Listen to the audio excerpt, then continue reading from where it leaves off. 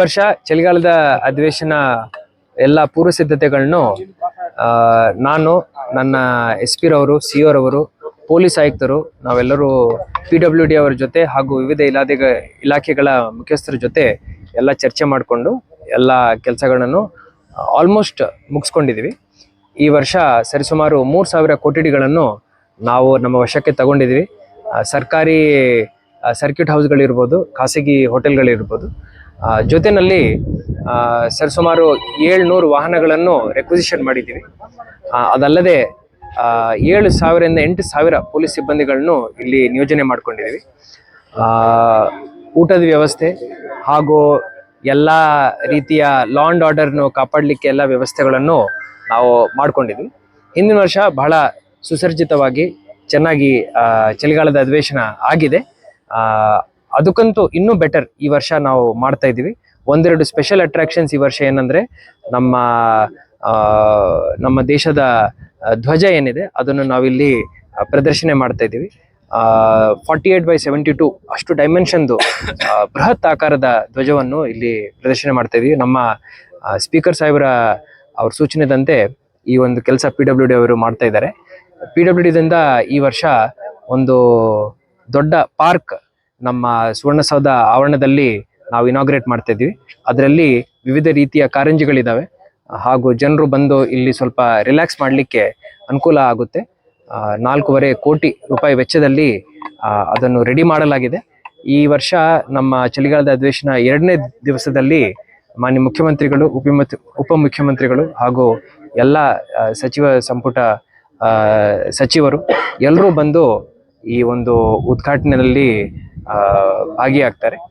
So ಈ ರೀತಿ ನಮ್ಮ ಬೆಳಗಾವಿ ನಗರದಲ್ಲಿ ಮತ್ತೊಮ್ಮೆ ನಾವು ಚಳಿಗಾಲದ ಅಧಿವೇಶನವನ್ನು ನಡೆಸ್ತಾ ಇದ್ದೀವಿ. ಸುಮಾರು ಜನ ಬರ್ತಾರೆ, ಜೊತೆಯಲ್ಲಿ ಜನರು ಅವರ ಸಮಸ್ಯೆಗಳ ಜೊತೆನೂ ಬರ್ತಾರೆ. ಸಮಸ್ಯೆಗಳನ್ನು ಆಲಿಸ್ಲಿಕ್ಕೆ ಎಲ್ಲ ರೀತಿಯ ಸಿಬ್ಬಂದಿಗಳನ್ನು ವ್ಯವಸ್ಥೆಗಳನ್ನು ನಾವು ಮಾಡ್ಕೊಂಡಿದ್ವಿ. 2 ಪ್ರೊಟೆಸ್ಟ್ ಸೈಟ್ಸ್ನು ನಾವು ರೆಡಿ ಮಾಡಿದ್ದೀವಿ. ನಮ್ಮ ಪೊಲೀಸ್ ಆಯುಕ್ತರು ಅದನ್ನು ಪರ್ಸನಲಿ ಮಾನಿಟರ್ ಮಾಡ್ತಾ ಇದ್ದಾರೆ. ಹಿಂದಿನ ವರ್ಷಕ್ಕಂತ ಈ ವರ್ಷ ಕಡಿಮೆ ಪ್ರತಿಭಟನೆಗಳು ಆಗ್ತವೆ ಅಂತ ನಮಗೆ ನಂಬಿಕೆ ಇದೆ. ಘನ ಸರ್ಕಾರದಿಂದ ಕಬ್ಬು ಬೆಳೆಗಾರರಿಗಿರ್ಬೋದು ಹಾಗೂ ಗೋವಿನ ಬೆಳೆಗಾರರಿಗಿರ್ಬೋದು ಬಹಳ ಒಳ್ಳೆ ರೀತಿಯ ಪರಿಹಾರ ಸಿಕ್ಕಿದೆ. ಆ ನಿಟ್ಟಿನಲ್ಲಿ ರೈತರ ಬೇಡಿಕೆಗಳು ಸ್ವಲ್ಪ ಮಟ್ಟಕ್ಕೆ ಸ್ವಲ್ಪ ಕಡಿಮೆ ಆಗಿದೆ ಅಂತ ಹೇಳಿ ನನ್ನ ಭಾವನೆ ಇದೆ. ಅದು ಅಲ್ಲದೆ ವಿವಿಧ ಸಂಘ ಸಂಸ್ಥೆಗಳ ಜೊತೆ ಪೊಲೀಸ್ ಆಯುಕ್ತರು ಮೀಟಿಂಗ್ಸ್ ಮಾಡ್ತಾ ಇದ್ದಾರೆ.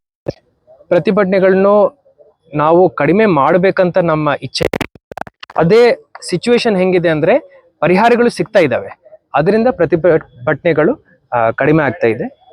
ನಮ್ಮ ಉತ್ತರ ಕರ್ನಾಟಕದ ಏನು ಸಮಸ್ಯೆಗಳು ಇದ್ದಾವೆ ಅದಕ್ಕೆ ಚರ್ಚೆ ನಮ್ಮ ಸುವರ್ಣ ವಿಧಾನಸೌಧದಲ್ಲಿ ಚಳಿಗಾಲದ ಅಧಿವೇಶನದಲ್ಲಿ ಆಗ್ಬೇಕಾದ್ರೆ ವಿವಿಧ ರೀತಿಯ ಸವಲತ್ತುಗಳು ನಾವಿಲ್ಲಿ ಕೊಡಬೇಕಾಗುತ್ತೆ. ಆ ನಿಟ್ಟಿನಲ್ಲಿ ನಾವು ಜಿಲ್ಲಾಡಳಿತದಿಂದ ಕೆಲಸ ಮಾಡ್ತೀವಿ.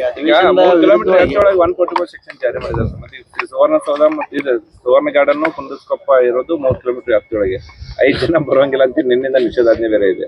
ಸೊ ಇದು ಪ್ರತಿ ವರ್ಷ ಗೊಂದಲ ಆಗ್ತಿದೆ ಅಂತ 3 ಕಿಲೋಮೀಟರ್ ವ್ಯಾಪ್ತಿ ಅಂತಂದ್ರೆ 2-3 ಕಿಲೋಮೀಟರ್ ವ್ಯಾಪ್ತಿಯೊಳಗೆ ಪ್ರತಿಭಟನೆ ಮಾಡಕ್ ಬರೋರು ಜಾಗನೂ ಅಲ್ಲೇ ನಿಗದಿ ಮಾಡಿದಿರಿ. ಮತ್ತೆ 5 ಜನ ಹೆಚ್ಚು ಕೊಡುವಂಗಿಲ್ಲ ಅಂತ ಆದೇಶದಲ್ಲೂ ಇದೆ. ಸೊ ಯಾವುದೇ ಆರ್ಬಿಟ್ರಿ ಆರ್ಡರ್ ಇದ್ದಾಗ ಅದಕ್ಕೆ ನಾವು ಸ್ಪೆಷಲ್ ರಿಲ್ಯಾಕ್ಸೇಷನ್ಸ್ ಕೊಡ್ತೀವಿ. ಈ ನಿಟ್ಟಿನಲ್ಲಿ ಏನ್ ಮಾಡ್ತಾ ಇದೀವಿ ಅಂದ್ರೆ ಯಾರಾದ್ರೂ ಪ್ರತಿಭಟನೆ ಮಾಡ್ಲಿಕ್ಕೆ ಈ ಡೆಸಿಗ್ನೇಟೆಡ್ ಸ್ಪಾಟ್ಸ್ ಅಲ್ಲಿ ಬಂದಿದ್ದಾರೆ ಅಂದ್ರೆ ಅವರು ಪ್ರಯರ್ ಪರ್ಮಿಷನ್ ತಗೊಂಡು ಬರಬೇಕು. ಎಷ್ಟು ಜನ ಬರ್ತಾರೆ, ಯಾವ ರೀತಿನಲ್ಲಿ ಬರ್ತಾರೆ, ಯಾವ ಗಾಡಿಗಳಲ್ಲಿ ಬರ್ತಾರೆ, ಅವ್ರಿಗೆ ಯಾವ ರೀತಿಯ ವ್ಯವಸ್ಥೆ ಜಿಲ್ಲಾಡಳಿತದಿಂದ ನಾವು ಅವ್ರಿಗೆ ಕಲ್ಪಿಸಬೇಕನ್ನೋದು ಪೂರ್ವ ಮಾಹಿತಿಯನ್ನು ಅವ್ರು ನಮಗೆ ಕೊಡಬೇಕು. ಸೊ ಲೀಗಲಿ ನಮ್ಗೇನು ಪ್ರಾಬ್ಲಮ್ ಇಲ್ಲ. ನಿಮ್ಮ ಮುಖಾಂತರ, ನಮ್ಮ ಮಾಧ್ಯಮದ ಸಮಿತ್ರರ ಮುಖಾಂತರ ತಮ್ಮ ಪ್ರೇಕ್ಷಕರಿಗೆ ನಾವು ಏನು ಹೇಳಲಿಕ್ಕೆ ಇಚ್ಛೆ ಪಡ್ತಾ ಇದೀವಿ ಅಂದ್ರೆ ಪ್ರತಿಭಟನೆ ಮಾಡೋದ್ರಲ್ಲಿ ನಮ್ಗೇನು ಆಕ್ಷೇಪಣೆ ಇಲ್ಲ. ಮಾಡುವಾಗ ಎಷ್ಟು ಜನ, ಯಾವ ಸಂಘ, ಯಾವಾಗ ಬರ್ತಾರೆ, ಹೆಂಗ್ ಬರ್ತಾರೆ, ಎಲ್ಲಿಗೆ ಬರ್ತಾರೆ, ಆ ಮಾಹಿತಿಯನ್ನು ನಮ್ಮ ಪೊಲೀಸ್ ಆಯುಕ್ತರಿಗೆ, ಜಿಲ್ಲಾಧಿಕಾರಿ ಅವರ ಕಚೇರಿಗೆ ಮುಂಚಿತವಾಗಿ ಅವರು ಸಲ್ಲಿಸಬೇಕಂತ ಮನವಿ. ಯಾರು ಇಲ್ಲ ಅವ್ರಿಗೆ ಏನು ಪರ್ಮಿಷನ್ ನಾವು ಕೊಡಲ್ಲ. ಲಾಸ್ಟ್ ಟೈಮು ಅವ್ರಿಗೆ ಪರ್ಮಿಷನ್ ಡಿನೈನು ಮಾಡಿದೀವಿ. ಮಾಡಿದ ನಂತರನು ಅವ್ರು ಏನಾದ್ರು ಕಾನೂನು ಬಾಹಿರ ಮಾಡಿ ಅವರು ಬಾಹಿರವಾಗಿ ಏನಾದ್ರು ರೋಡ್ಗೆ ಬಂದಿದ್ದಾರೆ ಅಂದ್ರೆ ಅವ್ರನ್ನ ಹಿಂದಿನ ವರ್ಷನೂ ನಾವು ಅರೆಸ್ಟ್ ಮಾಡಿದೀವಿ, ಮೊನ್ನೆನೂ ನಾವು ಅರೆಸ್ಟ್ ಮಾಡಿದೀವಿ.